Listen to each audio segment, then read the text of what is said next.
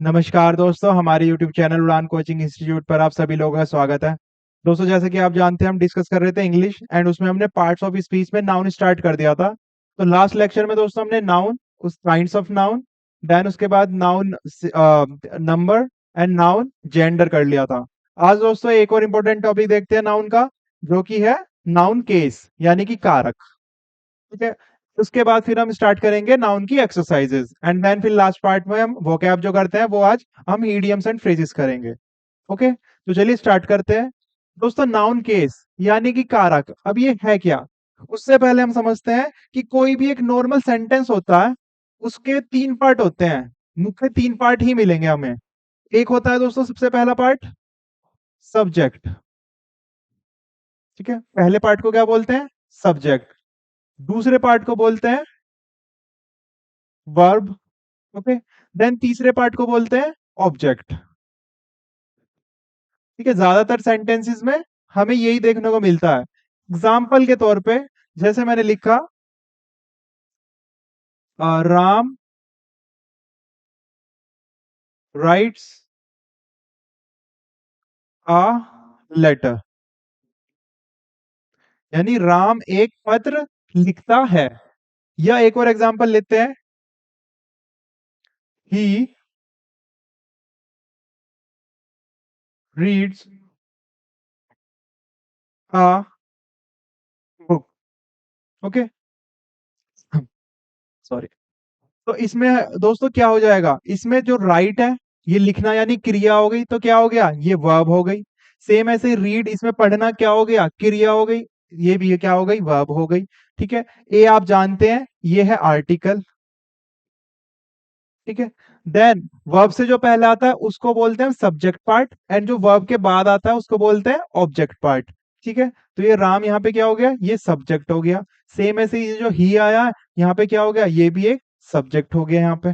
ठीक है, ये हो गई नाउन, ये हो गया प्रोनाउन। ओके, सेम ऐसे जो लेटर आया है ये यहाँ पे क्या काम कर रहा है? ये ऑब्जेक्ट का काम कर रहा है तो ये भी नाउन ही। ठीक है, ये भी नाउन ही है। ओके, और यहाँ पे जो बुक आई है वो भी नाउन ही है, लेकिन यहाँ पे काम क्या कर रही है सेंटेंस में? ये भी ऑब्जेक्ट का ही काम कर रही है। ठीक है, अब केस क्या होता है? नाउन किसी भी सेंटेंस में एज ए सब्जेक्ट में आ रही है तो वो सब्जेक्टिव केस हो गया। ठीक है, और अगर नाउन किसी सेंटेंस में ऑब्जेक्ट में आ रही है तो वो ऑब्जेक्टिव केस हो गया। क्लियर? तो दो केसेस तो हमारे क्लियर हो गए हैं कि या तो सब्जेक्टिव केस, इसको दोस्तों नॉमिनेटिव केस भी बोलते हैं, सेम ऐसे ही ऑब्जेक्टिव केस को हम एक्यूजेटिव केस भी बोलते हैं। क्लियर? और जो तीसरा केस होता है दोस्तों वो होता है possessive case. Possessive case, possession का मतलब होता है अधिकार शो करना। ठीक है, अगर नाउन किसी सेंटेंस में सब्जेक्ट में आ रही है तो उसको हम नाउन का सब्जेक्टिव केस बोलेंगे। किसी सेंटेंस में ऑब्जेक्ट के में रूप में आ रही है तो उसको ऑब्जेक्टिव केस या एक्यूजेटिव केस बोलेंगे। या कभी भी कभी हम नाउन तब आती है जब किसी पे अधिकार शो हो रहा हो। ठीक है, तो उस केस में हमारा वो कौन सा केस हो जाएगा? Possessive case. अभी हम एग्जाम्पल से समझेंगे। ओके, अब दोस्तों हमें कभी कभी क्वेश्चन आ जाता है कि फाइंड कीजिए इसमें नाउन का कौन सा केस है। ठीक है, सब्जेक्टिव है, ऑब्जेक्टिव है यानी नॉमिनेटिव है, एक्यूजेटिव है, या फिर पॉजेसिव केस है। तो इसको फाइंड करने के लिए हम रूल्स पढ़ते हैं, तीन रूल पढ़ेंगे। पहला सब्जेक्ट फाइंड करने का, दूसरा ऑब्जेक्ट फाइंड करने का, और तीसरा पोजेशन फाइंड करने का। ओके, तो सब्जेक्टिव केस को अगर फाइंड करना है हमें नाउन का, तो हमें सिंपल बिफोर वर्ब, क्या? बिफोर वर्ब यानी वर्ब से पहले हमें दो WH वर्ड लगाने हैं। पहला है हु और दूसरा है व्हाट। ठीक है, पहले हम हु लगा के देखेंगे, अगर आंसर मिल गया तो वो क्या होगा? जो आंसर आएगा वही सब्जेक्टिव केस होगा नाउन का। ठीक है, अगर हु से नहीं मिला तो फिर हम व्हाट लगा के देखेंगे। व्हाट से भी नहीं मिलता है तो इन केस वो फिर हमारा कोई दूसरा केस होगा। ओके, तो हु की हिंदी करें तो हु का मतलब क्या होता है? पहला तो वर्ड हो गया कौन, है ना? कौन होता है? दूसरा, दूसरा होता है दोस्तों किसने। ओके, तो ये दो वर्ड्स को हम लगा के देखें बिफोर वर्ब। ओके, वाट का मतलब आपको पता ही होगा क्या होता है? क्या ही होता है। ओके, अब देखते हैं हम ये जो हमने एग्जांपल लिया था इसमें लगा के देखते हैं। पहले लगा के देखेंगे हु। ठीक है, तो यहाँ पे अगर मान लीजिए मैंने हु लगा दिया, तो हु राइट्स अ लेटर, पत्र कौन लिखता है? आंसर क्या आ रहा है? यहाँ पे हु की सेंस क्या आ रही है, कौन आ रही है, ठीक है। हु का हम जो किसने है एंड कौन है उसको हम क्या करेंगे, सेंस के अकॉर्डिंग उसको ट्रांसलेट करके हम पूछेंगे question. Who writes a letter, यानी पत्र कौन लिखता है, कौन लिखता है पत्र, आंसर क्या आ रहा है, राम। तो राम क्या है, राम क्या बन गया, ये सब्जेक्टिव केस बन गया। ओके, ऐसे ही इसमें लिख देते हैं ऐसे, who reads a book, book यानी किताब, कौन पढ़ता है, कौन पढ़ रहा है, ही यानी वह पढ़ रहा है, वह पढ़ता है किताब। तो वह क्या आ जाएगा, यही क्या हो जाएगा, ये सब्जेक्टिव केस हो जाएगा। हालांकि ये प्रोनाउन का सब्जेक्टिव केस हो गया, बट उसे अभी हम नेक्स्ट लेक्चर में जब हम प्रोनाउन शुरू करेंगे तब हम पढ़ेंगे, ठीक है। ही की जगह मान लीजिए मैंने लिख दिया यहाँ पे सीता। ओके, सीता रीड्स आ बुक। तो यहाँ पे अगर लिखे हम हु रीड्स आ बुक, यानी बुक कौन पढ़ता है, तो कौन पढ़ रहा है, बुक सीता पढ़ती है। तो सीता क्या हो गई, इज अ सब्जेक्टिव केस आया नाउन का। क्लियर। ऑब्जेक्टिव केस के लिए दोस्तों क्या करेंगे हम, ऑब्जेक्टिव या एक्यूजेटिव केस, इसमें तो हमने बिफोर वर्ब लगाया हु और व्हाट, इसमें हमें आफ्टर वर्ब लगाना है। क्या लगाना है, आफ्टर वर्ब, यानी वर्ब के बाद। ओके, क्या क्या लगाना है, या तो लगाना है हूं और या लगाना है व्हाट। ठीक है, व्हाट का मतलब आपको पता ही है, whom होता है दोस्तों किसको, क्या होता है, किसको। ये भी सेंस के अकॉर्डिंग हम यूज करेंगे, पहले whom लगा के देखेंगे, आंसर मिल गया तो ठीक है, तो हमारा ऑब्जेक्टिव केस हो जाएगा। नहीं मिला तो व्हाट लगा के देखेंगे, आंसर में तो ठीक है, अदरवाइज फिर वो कोई दूसरा केस होगा। क्लियर। तो ये हमें आफ्टर वर्ब लगाने हैं ये दो वर्ड्स। अभी यही वाला एग्जांपल ले लेते हैं। अब मान लीजिए यहाँ पे वर्ब क्या है, राइट्स है, तो क्या करेंगे हम, राम राइट्स व्हाट, या पहले whom लगा के देखते हैं, राम राइट्स whom, राम किसको लिखता है, लेटर को, लेटर ही तो लिख रहा है, ठीक है। तो किसको क्या लिखा गया है यहाँ पे, राम राइट्स व्हाट, या व्हाट भी लिख सकते हैं कि व्हाट क्या लिखता है राम, राम क्या लिखता है, लेटर लिखता है ना। तो लेटर लिख रहा है तो लेटर आंसर आ गया, तो आंसर आ गया तो ये कौन सा केस हो जाएगा, तो लेटर हो जाएगा ऑब्जेक्टिव केस या एक्यूजेटिव केस। सेम ऐसे ही, सीता रीड्स व्हाट, सीता क्या पढ़ती है, बुक पढ़ती है यानी किताब पढ़ती है, तो अगेन आंसर किताब आ गया, तो यही क्या हो जाएगा, यही हमारा ऑब्जेक्टिव या एक्यूजेटिव केस हो जाएगा इस केस में। क्लियर हुआ। एक और एग्जांपल ले लेते हैं, जैसे अभी आईपीएल स्टार्ट हो गए हैं कल से, तो the batsman, the batsman scored more than 100 run.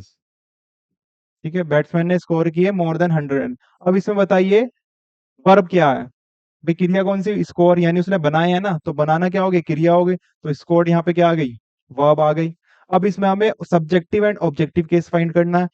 पहले सब्जेक्टिव केस फाइंड करने के लिए मुझे क्या लगाना पड़ेगा, हु या फिर व्हाट। तो पहले हु लगा के देखते हैं, who scored more than 100 run, किसने स्कोर किए ज्यादा रन, यहाँ पे देखो किसने की फॉर्म आ गई, ठीक है।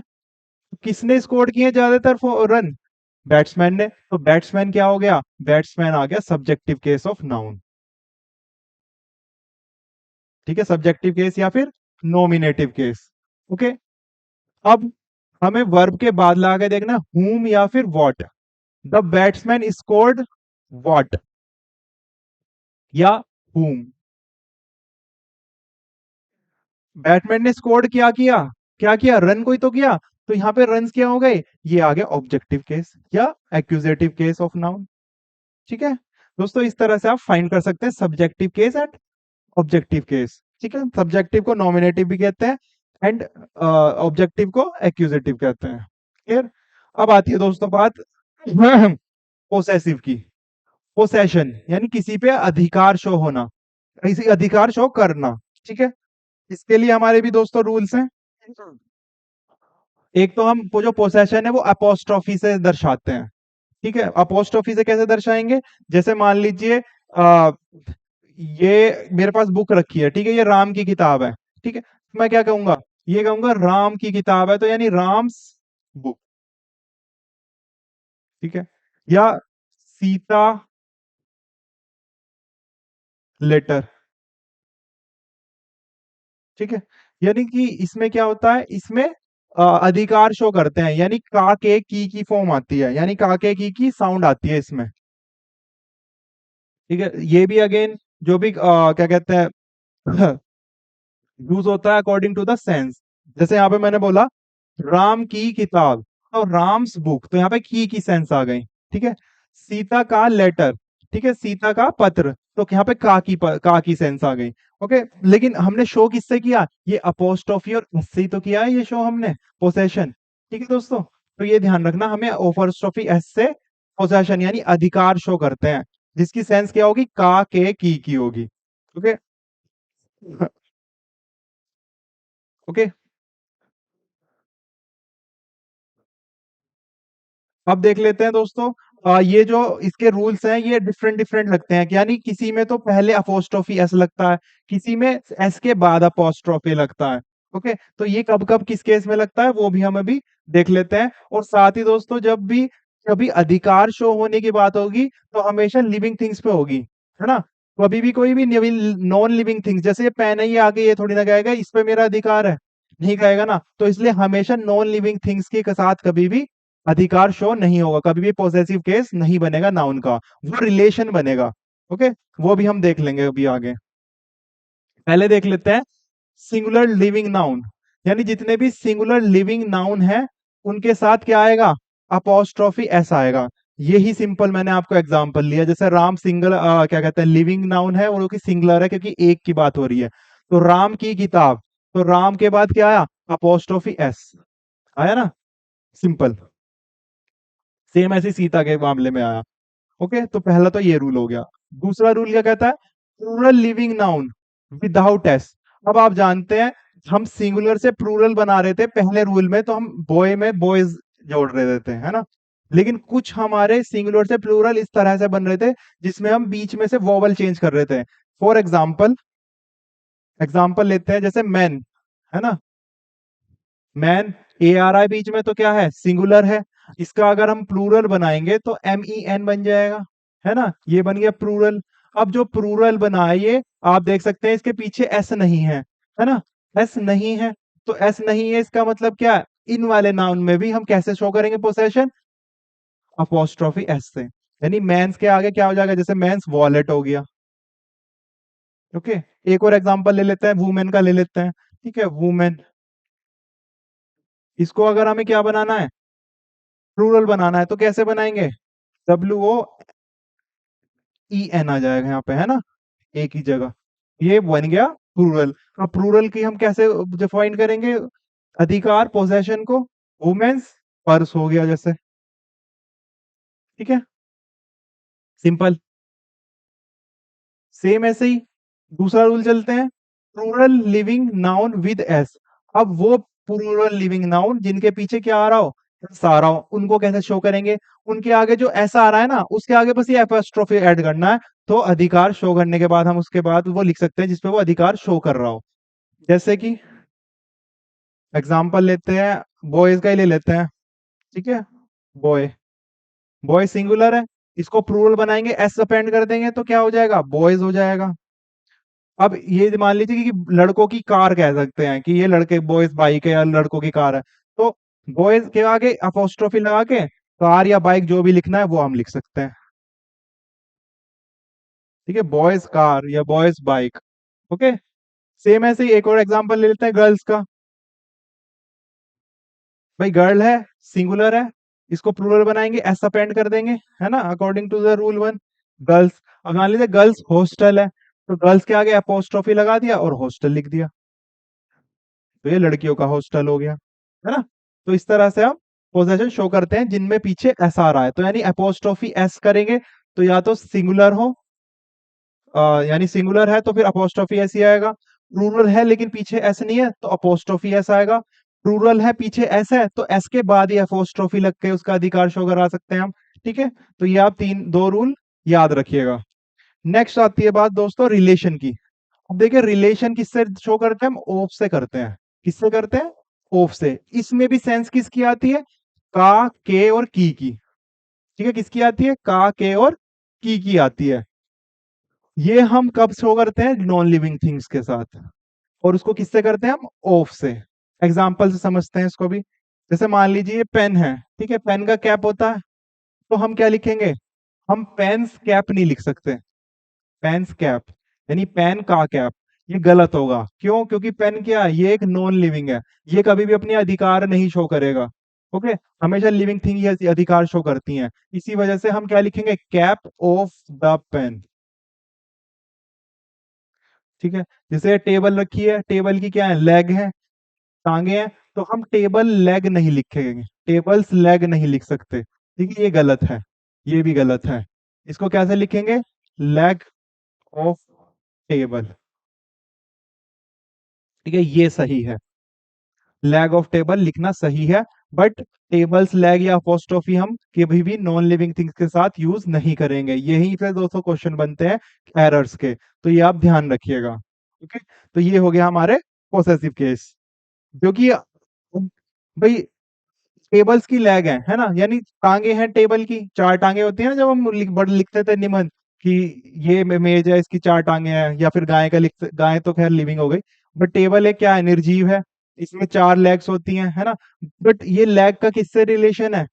टेबल से है। तो टेबल की टांगे ही तो बोलेंगे, तो की फॉर्म आ गई, तो की आ गई यानी क्या आ गया? यहाँ पे रिलेशन आ गया।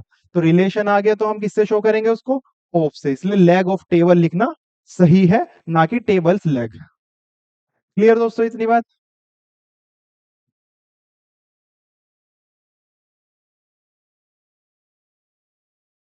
चलिए दोस्तों, इसी के साथ हमारा नाउन का कॉन्सेप्ट डन होता है। अब हम क्वेश्चन कर लेते हैं, जितने पिछले जो हमने 2 दिन से क्लासेस की हैं उसके क्वेश्चंस प्रैक्टिस कर लेते हैं। और ये वही क्वेश्चन है जो लास्ट पेपर में भी आ रखे हैं और जो कि इंपॉर्टेंट भी है। ओके, तो चलिए प्रैक्टिस करते हैं। Which one of the following word is a noun? हमें नाउन देखनी है, यानी नाम जो भी आ रहा होगा ना, वही हमारा क्या होगा? आंसर होगा। सिंपल। इंटरेस्टिंग। अब इंटरेस्टिंग मतलब क्या होता है? इंटरेस्ट मतलब यानी दिलचस्पी। दिलचस्पी मतलब, अब देखिए दोस्तों, अगर ये आईएनजी नहीं होता ना यहाँ पे, हमेशा जब हम वर्ब पढ़ेंगे उसमें आईएनजी फॉर्म होती है वर्ब की। ओके, देखिए इंटरेस्ट जो वर्ड है, इंटरेस्ट, इंटरेस्ट हमारा दो तरीके का हो सकता है। पहली नाउन भी हो सकती है और एक वर्ब भी हो सकती है। नाउन में कभी भी आईएनजी नहीं लगेगा, ओके, लेकिन वर्ब में आईएनजी लगेगा। तो इसी वजह से ये जो आईएनजी लगा है, इसका मतलब हो गया यहाँ पे दिलचस्पी। क्या हो गया? दिलचस्पी। ओके, वर्ब, अगर इंटरेस्ट वर्ब है तो क्या है? मतलब दिलचस्पी। और अगर इंटरेस्ट नाउन है तो उसका मतलब हो जाता है ब्याज। आपने कभी पढ़ा होगा प्रॉफिट एंड लॉस, या फिर बैंक के कभी काम किए होंगे, तो उसमें ब्याज लगता है ना पैसे पे, तो वो इंटरेस्ट है। तो इंटरेस्ट क्या है? वो नाउन है, वो ब्याज है। लेकिन इसके साथ जो आईएनजी फॉर्म आ गई, तो नाउन के साथ कभी भी आईएनजी फॉर्म नहीं आएगी। इसी वजह से इंटरेस्ट यहाँ पे क्या है? ये वर्ब दी हुई है इन्होंने, जिसका मतलब है दिलचस्पी। ओके, इंटरेस्टिंग को क्या है? यहाँ पे एक वर्ब है। क्लियर? टीचर, टीचर हमने पढ़ा था। टीचर क्या है? टीचर एक कैसी नाउन है? टीचर एक कॉमन नाउन है ना। तो ये क्या हो गया? ये कॉमन नाउन हो गई। इसमें हमें नाउन ही पूछा करनी थी, तो हमारा आंसर तो आ ही गया, टीचर। आगे भी देख लेते हैं। डेवलप। डेवलप क्या है दोस्तों? किसी भी चीज को बनाना। तो बनाना अगेन क्या हो गया? अगेन एक क्या हो गई? वर्ब हो गई। ठीक है, क्रिया हो गई। ब्रेव, बहादुर। अगर मैं कहूं ही इज वेरी ब्रेव, क्या लिखूं? ही नहीं, चलो राम लिख लेते हैं, सिंपल सा। Ram is very brave. Ram is very brave. अब आप जानते हैं, क्योंकि जानकारी देते हुए मैंने बताया था, ये ब्रेव किसकी विशेषता बता रहा है? राम की। क्योंकि बहादुर कौन है? ब्रेव मीन्स बहादुर। ब्रेव कौन है? राम है। तो राम ब्रेव है ना। तो राम की, राम क्या है? नाउन। नाउन की क्या है ये विशेषता? कि वह बहादुर है। तो नाउन की जो विशेषता बताए वो क्या है? वो एडजेक्टिव है ना, विशेषण है। और विशेषण वेरी यानी बहुत है, तो ये क्या आ गई? ये एडवर्ब आ गई। ठीक है, इस तो आप जानते हैं हेल्पिंग वर्ब है। सिंपल। तो राम इज वेरी ब्रेव में ये ब्रेव क्या हो गया? एडजेक्टिव। तो इसी वजह से ये जो ब्रेव वर्ड है हमारा, यहाँ पे क्या दिया हुआ है? ये एडजेक्टिव। ओके, हमें क्या दे पूछा था? नाउन पूछा था। तो नाउन क्या है? नाउन टीचर है। तो सिंपल ये लगा के आगे बढ़ते हैं। The correct feminine of ram. दोस्तों रैम को मैंने बोला था क्या था? क्या ये है? Male sheep. क्या है ये? मेल शीप, है ना, मेल शीप है ना। तो मेल शीप का क्या होगा? फेमिनिन, यानी स्त्रीलिंग क्या होगा? ईव, है ना। शीप का ईव ही तो होता है। सिंपल, सीता नहीं हो सकता। ठीक है, टो भी नहीं है, लेस भी नहीं है, लेस तो लैड का है ना। सिंपल ईव लगाएंगे, क्योंकि ईव क्या है, ये है फीमेल शीप, है ना। क्या है ये, फीमेल शीप, आपको मैंने पढ़ाया हुआ है। ओके, चलिए next. Feminine of heart, heart का क्या था दोस्तों, फिली, फिली तो कोल्ड का था, है ना। रो, हार्ट का था, है ना। सो, बोर का था, यानी कि जंगली सुअर। गैंडर, सॉरी गूस गैंडर का था, है ना। देखिए इतनी प्रैक्टिस होगी कि नाम सीधा गैंडर ही निकला गूस को देख के। तो यही आपको प्रैक्टिस रखनी है कि देखते ही सिंपल एकदम आंसर लगे। किस पूछा है, हार्ट का पूछा है। हार्ट का क्या हो गया, रो हो गया, सिंपल। तो चलिए next. Choose the plural of the given word, हमें प्लूरल बताना है। नाइफ का हम जानते हैं, एफ ई आ गया तो क्या लग जाएगा, के एन आई वी ई एस लग जाएगा, है ना। वी एस, एफ ई हट के वी ई एस कहाँ पे लगा हुआ, ये लगा हुआ, तो बी आंसर टिक करेंगे। नेक्स्ट पढ़ेंगे। Choose the plural of the given word, plural बताना हमें बॉक्स का। पीछे एक्स आ गया यानी रूल नंबर 2 लगेगा। तो बी ओ एक्स के आगे क्या लग जाएगा, ई एस और लग जाएगा, यानी बॉक्सिस हो जाएगा। सिंपल, तो बॉक्सिस कहाँ पे है, ये लिखा हुआ, तो डी को टिक करेंगे और नेक्स्ट पढ़ेंगे। Choose the singular of the given word, हमें अब सिंगुलर बताना है, यानी उल्टा बताना है दोस्तों इसमें। यानी इसमें हमें प्लूरल दे दिया, उसका क्या बताना है हमें, सिंगुलर। सिंगुलर, ठीक है। तो पीछे क्या आ रहा है, ये वीईएस देख लेते हैं। तो वीईएस आ गया, तो हमें क्या करना है, वी, हम क्या करते हैं भाई, एफ और एफ ही हटाकर क्या लगाते हैं, वीईएस लगाते हैं। अब वीईएस से हमें वापस या तो एफ ही बनेगा या एफ बनेगा। तो एल ई ए एफ बना एक तो वर्ड, और दूसरा L E A F E बना।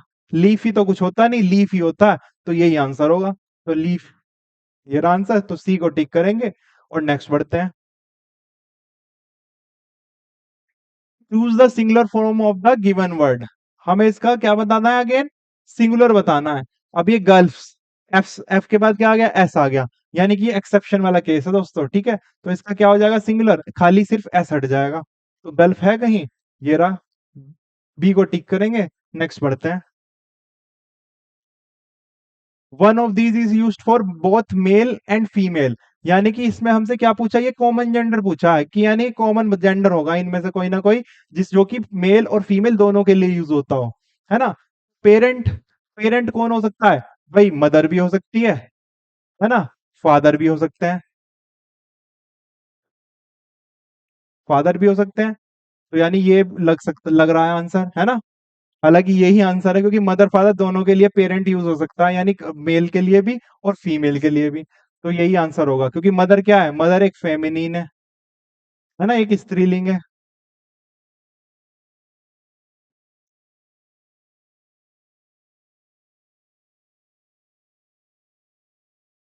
फादर एक मैस्कुलिन हो गया, यानी पुल्लिंग।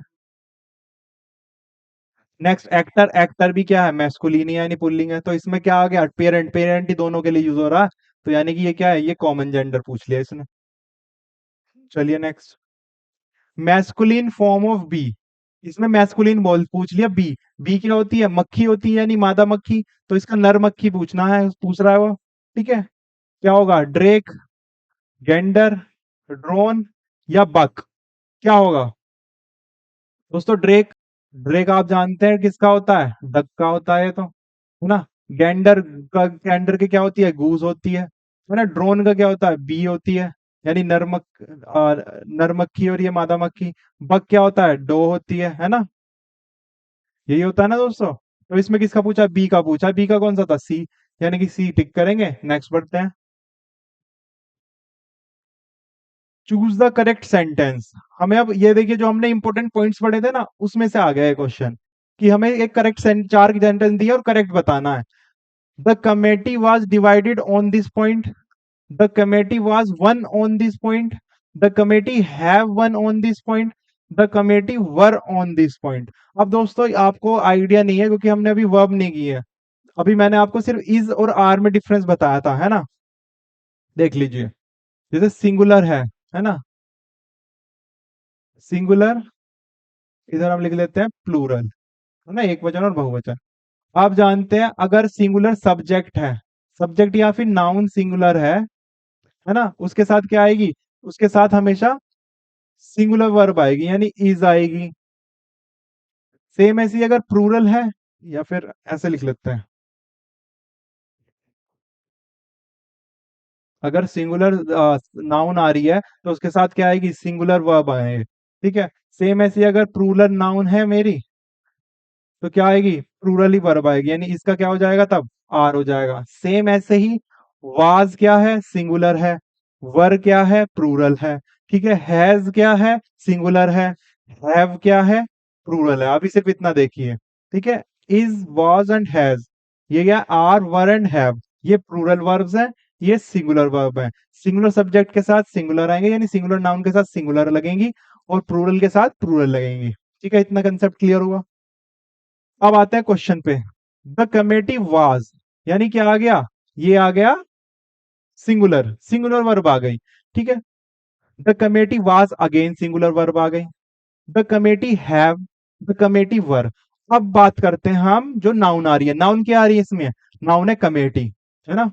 कमेटी क्या है, एक कलेक्टिव नाउन है ना, कलेक्टिव नाउन। अब हमने कलेक्टिव नाउन के लिए ये रूल पढ़ा था कि अगर कलेक्टिव नाउन एक है, यानी पूरी एज एक यूनिट यूज हो रही है, तो उसके साथ वर्ब आएगी सिंगुलर। ठीक है, कलेक्टिव नाउन के साथ, कलेक्टिव नाउन के साथ वर्ब आएगी सिंगुलर। ठीक, लेकिन अगर कलेक्टिव नाउन में मतभेद आ गए, यानी अलग अलग अलग अलग, सबके प्रत्येक अलग अलग व्यक्ति के बारे में बात हो रही है, तो फिर कलेक्टिव नाउन के साथ आती है plural.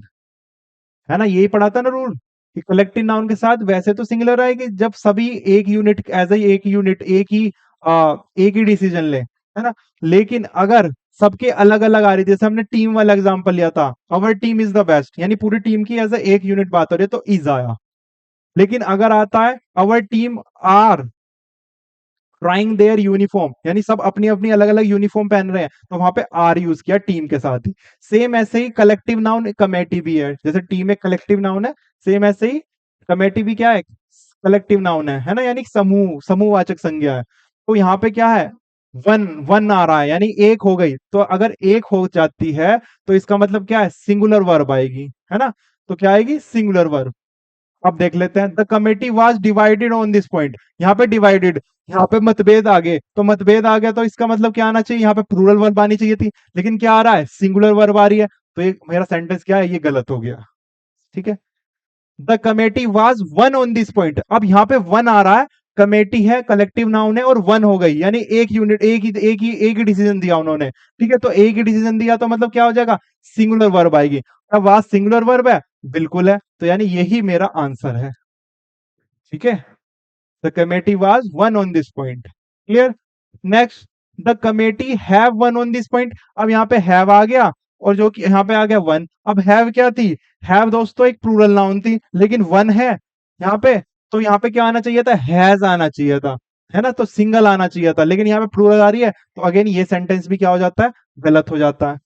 The committee were one on this point, अब यहाँ पे वन आ रहा है, लेकिन वर आ रही है, वर अगेन क्या है, वर अगेन एक प्लूरल वर्ब आ गई, तो इसकी वजह से ये प्लूरल जो वर्ब आई है ये नहीं आनी चाहिए थे, सिंगुलर, यानी वाज आता तो ये ठीक होता, है ना। तो इसी वजह से ये भी क्या है, एक गलत सेंटेंस हो गया। तो इस तरह से आपको उन रूल्स का जो मैंने आपको कल पढ़ाए थे, इस तरह से यूज करके आपको सही आंसर चूज करना है। ठीक है, तो हमारा b option is correct. Clear हुई दोस्तों इतनी बात। Next, choose the plural of the given word, हमें प्लूरल बताना है। लूज, लूज का क्या बन रहा था प्लूरल, याद है अगर आपको, लूज का मतलब होता है जू, है ना। तो लूज का क्या होगा, लाइस होगा, यानी कि बी ऑप्शन। ओके, चलिए next, which of the following word is plural. अब इसमें प्लूरल देखना है कि कौन सा प्लूरल था। अब एनालिसिस, हम जानते हैं एनालिसिस आई आ रहा है, तो इसका प्लूरल क्या हो जाना चाहिए, एनालिसिस, ई एस हो जाएगा, है ना। तो ये क्या है, ये तो सिंगुलर है, हमें प्लूरल ढूंढना है, तो ये तो है नहीं आंसर। क्राइटेरिया, हम जानते हैं क्राइटेरिया का सिंगुलर क्या था, क्राइटेरियन, है ना, क्राइटेरियन से हमें क्राइटेरिया मिला था, है ना। तो इसी वजह से ये बी क्या है, ये एक प्लूरल है और प्लूरल ही हमें देखना, तो क्राइटेरिया हमारा आंसर आ गया। ओके। इंडेक्स, इंडेक्स तो सिंगुलर है क्योंकि एक्स पीछे आ रहा है, तो इसमें तो सिंपल रूल लगना है, इंडेक्स का ईएस और लग जाएगा, इंडेक्सिस हो जाएगा। ओके। क्राइसिस, अब आई आ रहा है तो ये तो ये भी सिंगुलर है, क्यों? क्योंकि क्राइसिस का क्राई एस ई एस हो जाएगा यहाँ पे, है ना, तो क्राइसिस ये प्लूरल है, हमें प्लूरल फाइंड करना था, वो हमने फाइंड कर दिया, जो कि criteria. Clear? Next, the word strength, strength क्या है? मटेरियल है, कलेक्टिव है, कॉमन है या एब्स्ट्रैक्ट है? मटेरियल नाउन की डेफिनेशन क्या थी? मटेरियल नाउन की यही तो थी कि जिनसे वो नाउन जिनसे दूसरी वस्तुएं बना सके। क्या हम स्ट्रेंथ से दूसरी वस्तु बना सकते हैं? कुछ नहीं बन सकता, तो मटेरियल तो है ही नहीं। कलेक्टिव है, ये किसी समूह को बता रही है, स्ट्रेंथ नहीं बता रही, तो इसलिए समूह भी नहीं है। कॉमन, यानी ये जाति को बता रही है, स्ट्रेंथ नहीं बता रही किसी भी जाति को, इसलिए कॉमन भी नहीं है। क्या एब्स्ट्रैक्ट है, यानी किसी का गुण, एब्स्ट्रैक्ट का क्या था? द्रव्यवाचक का क्या था? ओ सॉरी, द्रव्य नहीं, भाववाचक का क्या था? भाववाचक संज्ञा का, किसी का गुण, किसी की अवस्था या किसी का भाव जो बताए। क्या स्ट्रेंथ गुण है? बिल्कुल है भाई, किसी कोई तकड़ा है, स्ट्रेंथ है उसमें, तो ये उसका गुण बता रहा है, तो गुण ही क्या है? एब्स्ट्रैक्ट नाउन है ना, तो ये एब्स्ट्रैक्ट नाउन है, strength is a abstract noun. Okay, चलिए next, add the suffix to pluralize the word ox. अब दोस्तों प्रीफिक्स और सफिक्स देख लेते हैं, यहाँ पे दो टर्म्स होती हैं, प्री फिक्स एंड सफिक्स। यानी ये देखो फिक्स करना है, प्री यानी पहले, सब में ना बाद में। कभी सफिक्स ऐड करना हो, ऑप्शन दिया हो, यानी वो वर्ड उस वर्ड के बाद में अपेंड करके देख लो।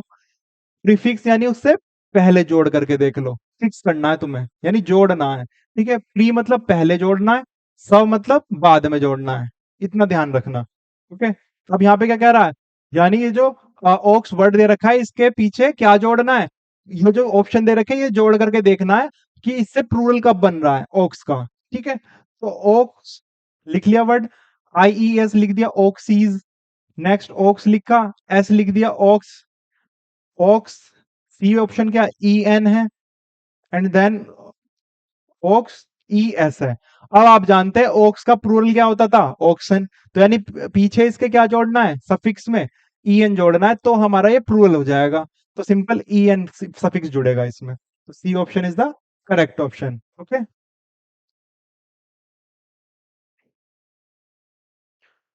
विच kind of noun in adversity? Adversity होती है दोस्तों आपदा या फिर विपत्ति। ठीक है, तो विपत्ति हो गई, विपत्ति या आपदा। अब हमें क्या आ रहा है, नाउन फाइंड करनी है, ये कौन सी नाउन है? क्या ये कॉमन नाउन है? नहीं, क्योंकि ये किसी का बोध ही नहीं करा रही, है ना, किसी जाति का। एब्स्ट्रैक्ट नाउन है, एब्स्ट्रैक्ट आप जानते हैं या तो गुण होगा या अवस्था होगी या भाव होगा किसी के प्रति। विपत्ति क्या है? ये एक तरह की अवस्था ही तो है ना, तो एडवर्सिटी क्या होगी, ये एक एब्स्ट्रैक्ट नाउन हो गई, क्योंकि प्रॉपर प्रॉपर नाउन तो वो तो बिल्कुल स्पेसिफिक टू द पर्सन है, कलेक्टिव ना वो किसी समूह का भी बोध नहीं करा रही, तो इसी वजह से एडवर्सिटी क्या है, एक एब्स्ट्रैक्ट नाउन है। Okay, which of the following is in possessive case? दोस्तों पोजेसिव यानी अधिकार शो कौन सा करेगा, वो हम देख लेते हैं। हालांकि दोस्तों ये क्या कहते हैं, प्रोनाउन का क्वेश्चन आ गया, बट फिर भी हम देख लेते हैं। आई, मैं, मैं क्या कुछ, आई का मतलब होता है मैं क्या कुछ बता रहा है, कोई केस बता रहा है? नहीं बता रहा। यू, यू क्या है? तुम भी कोई अधिकार शो नहीं कर रहा। मी, मैं, अगेन ये जो ये ऑब्जेक्ट में आ गया, मी नहीं। माइन होता है दोस्तों मेरा, है ना, जैसे कहता हूं मेरा पेन, दिस पेन इज माइन, तो यहाँ पे ये माइन शो कर रहा है हमारा क्या, पोजेसिव केस, यानी अधिकार शो कर रहा है, इसी वजह से हमारा क्या होगा answer, b option is correct. चलिए दोस्तों, हमारे नाउन के क्वेश्चन भी हो गए, अब हम हमेशा की तरह वोकैब स्टार्ट करते हैं, एंड आज हम दोस्तों इडियम्स एंड फ्रेजेस करेंगे। ओके, चलिए, एक्लिस हील्स। अब दोस्तों एक्लिस, ये ग्रीक माइथोलॉजी में एक योद्धा था एक्लिस, जो कि बहुत ताकतवर था, लेकिन वो सिर्फ एक ही जगह से कमजोर था, वो थी उसकी हील्स, यानी कि एडियां, वो एडियो से कमजोर था। इसी वजह से ये कहावत बनी एक्लिस हील्स, यानी कि एक्लिस योद्धा तो ताकतवर था, लेकिन कमजोर कहां से था? हील्स से। तो हील्स उसका क्या पार्ट हो गया? कमजोर पार्ट हो गया। इसी वजह से एक्लिस हील्स क्या हो जाएगी? कमजोर पक्ष।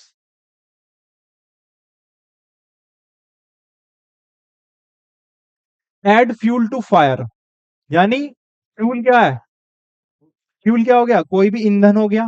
फायर, हम आग में अगर कोई ईंधन डाले तो वो और भड़केगी, यानी किसी चीज को और भड़काना। और वही हमारे हिंदी में क्या कहावत है कि आग में घी डालना। ठीक है ना, आग में घी डालने का काम करना, तो आग में घी डालना। दोस्तों ये इडियम्स एंड फ्रेजेस की यही अच्छी बात है कि हम इसको थोड़ा थोड़ा इसका मॉडिफाई कर लें तो सिंपली हमें याद हो जाएंगे, है ना। एन आर्म चेयर जॉब, इसको सीधा सीधा समझ सोच के देख लो, सिंपल है ना। N arm chair job, arm chair job यानी चेयर है, आर्म वाली यानी आराम वाली जॉब मिले तुम्हें तो कितना बढ़िया हो। आराम वाली जॉब हो और अच्छे पैसे मिल रहे हो, है ना।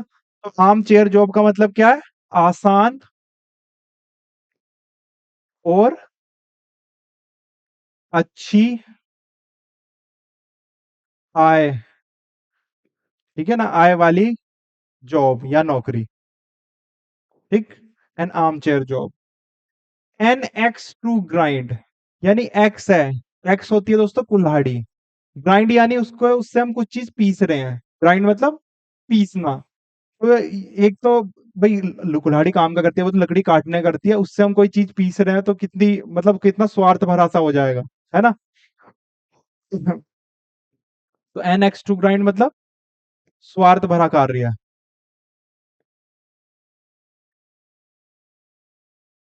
Okay. Next an iron will, iron होता है दोस्तों लोहा।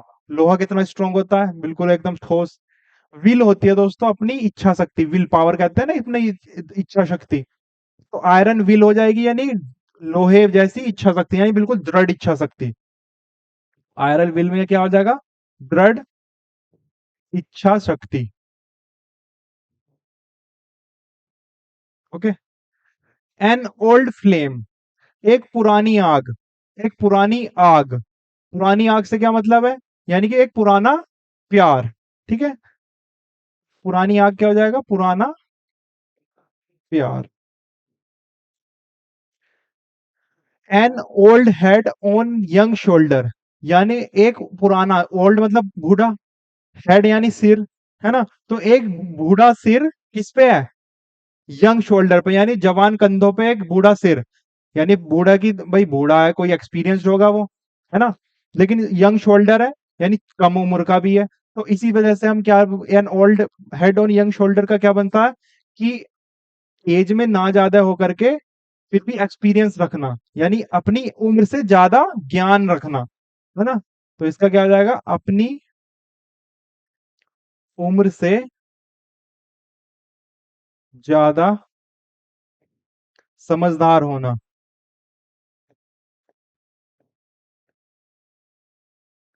ओके, चलिए नेक्स्ट।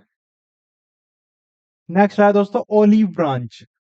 ओलिव दोस्तों, ओलिव की जो ब्रांच होती है ना, आपने देखा होगा यूएन का जो सिंबल है उसमें डव और ओलिव ही दिखाते हैं, यानी वो बिल्कुल शांति का प्रतीक है ना। तो इसी वजह से जो ओलिव ब्रांच है वो क्या हो जाएगा? वो हो जाएगा शांति निवेदन।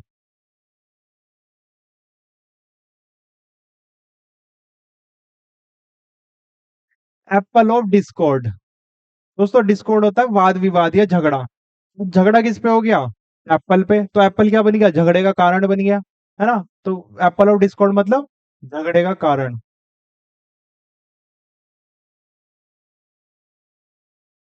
ठीक है। एप्पल ऑफ वन साई, किसी की आंख का एप्पल होना, यानी एप्पल मतलब किसी की आंख का तारा होना, यानी बहुत ज्यादा प्यारा होना या दुलारा होना। तो एप्पल ऑफ वन साई यानी दुलारा। दुलारा भी कह सकते हैं या बहुत प्यारा भी कह सकते हैं। ठीक है। एप्पल पाई ऑर्डर, दोस्तों एप्पल और पाई बिल्कुल ऑर्डर में रखे हैं, यानी बिल्कुल ठीक हालत में रखे हैं। ठीक है, एक ऑर्डर मेंटेन रखना, ठीक है। तो यानी कि बिल्कुल ठीक हालत में।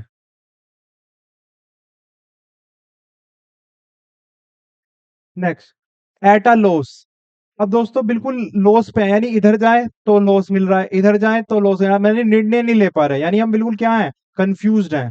ठीक है, तो मतलब क्या है, एट अ लॉस यानी निर्णय ना ले पाना।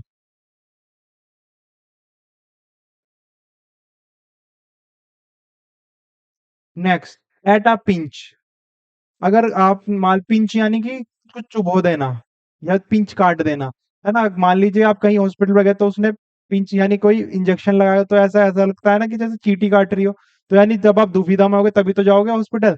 तो एट अ पिंच मतलब बिल्कुल दुविधा में होना।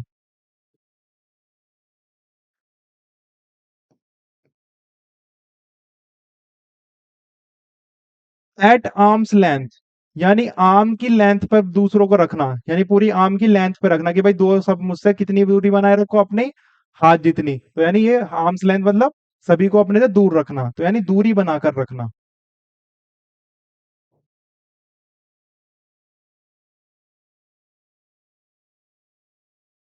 Next, at daggers drawn. दोस्तों डैगर्स होते हैं खंजर, और ड्रोन मतलब निकालना। यानी किसी को देख करके आपको ऐसा मन करता है ना कि खंजर हाथ में होता तो घुसेड़ ही देता उसमें, तो यानी एट डैगर्स ड्रॉन। अब आप खंजर निकालने के तुरंत तैयार रहोगे किसी को मारने के लिए, तो वो मारने के जिसको ला रहे हो वो क्या होना चाहिए, आपका कट्टर दुश्मन होना चाहिए ना। तो एट डैगर्स ड्रॉन मतलब कट्टर दुश्मन।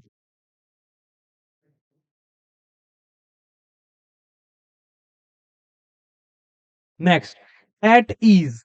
एट ईज, ईज मतलब इजी, आसानी से, यानी कि बिल्कुल एकदम बढ़िया काम हो गया, बिल्कुल बहुत आसानी से हो गया, यानी बिल्कुल चिंता रहित काम हो गया, है ना। तो एट ईज मतलब चिंता रहित। ठीक है, नेक्स्ट चलते हैं। At one's fingers end. अब आप जानते हैं किसी की फिंगर एंड, यानी आपको पूरी बिल्कुल एक किसी चीज की जानकारी है कि बिल्कुल नाखून के कोने तक, कोने कोने तक का पता है ना। तो फिंगर्स एंड किसी के बारे में पूरी जानकारी। ठीक है, तो एट फिंगर्स एंड क्या हो गया, संपूर्ण जानकारी।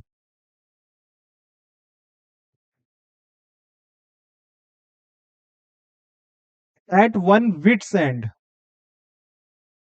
यानी कि एट वन फीट एंड यानी कि उसने पूरी पूरी बुद्धि तक का जोड़ लगा ले, पूरी आखिरी तक, बट उसको आंसर नहीं निकला। यानी कि वो क्या है, वो कंफ्यूज्ड है और हैरान है कि मैं इसका आंसर क्यों नहीं ढूंढ पा रहा। ठीक है, तो एट वन फीट एंड मतलब चकित रह गया, वो चकित रह जाना या फिर कंफ्यूज्ड। ठीक। एट सिक्सिस एंड सेवन, यानी उसकी जो लाइफ है वो 6 पे जा रही है, कभी 7 पे जा रही है, 6 7 6 7 के बीच में वो झूल रहा है, यानी इसी में ही वो क्या रहता है, अस्त व्यस्त रहता है। तो एट सिक्सिस एंड सेवन मतलब अस्त व्यस्त। ओके। At stake. अब दोस्तों स्टेक को हम बोल देते हैं स्टॉक। स्टॉक क्या होते हैं, स्टॉक मार्केट जो होती है उसमें क्या होते हैं, सब पैसा लगाते हैं यानी रिस्क बियर करते हैं। तो यानी पैसा लगाते हैं, वो एक तरह से रिस्क जो ले रहे हैं उसको क्या बोलेंगे हम, दाव ही तो लग रहा है एक तरह का। तो एट स्टेक क्या हो जाएगा, दाव पर। क्या हो जाएगा दोस्तों, दाव पर। ओके। तो चलिए दोस्तों, आज के लेक्चर में इतना ही। अगर आपको वीडियो अच्छी लगे तो प्लीज लाइक कीजिए, अपने दोस्तों का शेयर कीजिए, कमेंट कीजिए इन केस आपको कोई क्वेश्चन है तो।